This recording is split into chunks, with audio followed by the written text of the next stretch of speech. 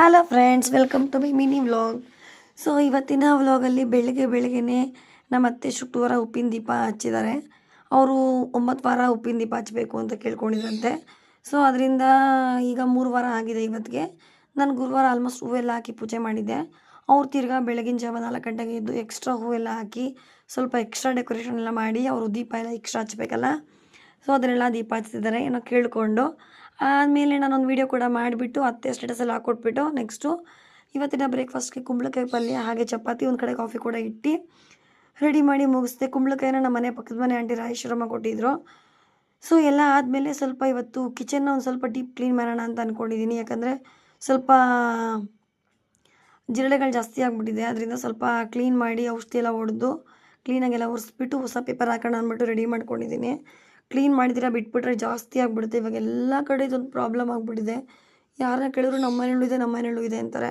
ನನಗದು ನೋಡಿದ್ರೆ ಅಂತೂ ಒಂಥರ ಅನ್ನಿಸ್ತಾ ಇರುತ್ತೆ. ಸೊ ಅದರಿಂದ ಇವತ್ತು ಹಾಗೆ ಎಲ್ಲ ಕ್ಲೀನ್ ಮಾಡಿಬಿಟ್ಟೆ. ಪೂಜೆ ಏನು ಮಾಡೋ ಕೆಲಸ ಇರಲಿಲ್ವಲ್ಲ, ಪೂಜೆ ಎಲ್ಲ ಅತ್ತೆನೇ ಮಾಡಿಬಿಟ್ಟಿದ್ರು.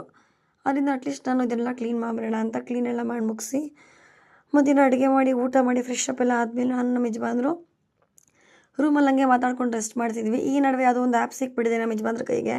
ಅದನ್ನು ತೊಗೊಂಡು ನನ್ನದೇ ಫೋಟೋಸ್ ಹಾಕಿ ವೀಡಿಯೋ ಮಾಡ್ತಿದ್ದಾರೆ. ಸೊ ಇದರಲ್ಲಿ ನನ್ನ ಬರ್ಡೇ ಡೇಟ್ನ ಹಾಕಿ ಫೋಟೋ ಒಂದು ವೀಡಿಯೋ ಮಾಡ್ತಾಯಿದ್ರು.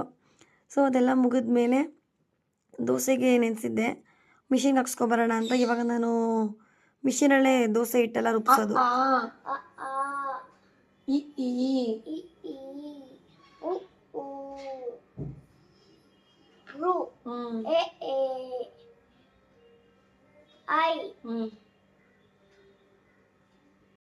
ಮೇಲೆ ಮಳೆ ಬಂದ್ಬಿಡ್ತು. ಸೊ ಮಳೆ ಬರೋಕ್ಕೆ ಮುಂಚೆನೇ ಬೇಗ ಹೋಗಿ ಬಟ್ಟೆ ಎಲ್ಲ ಎತ್ಕೊಬಂದು ರೂಮಲ್ಲಿ ಇಟ್ಬಿಟ್ಟೆ. ಇವಾಗ ಬೆಳಗ್ಗೆ ಬೇಗನೆ ಬಟ್ಟೆ ಎಲ್ಲ ಮಿಷಿನ್ಗೆ ಹಾಕ್ಬಿಟ್ಟು ತೆಗ್ದುಬಿಡ್ತೀನಿ. ಯಾಕಂದರೆ ಇವಾಗ ಮಧ್ಯಾಹ್ನ ಮೇಲೆ ಬಿಸಿಲೇ ಸರಿಯಾಗಿ ಬರ್ತಾಯಿಲ್ಲ.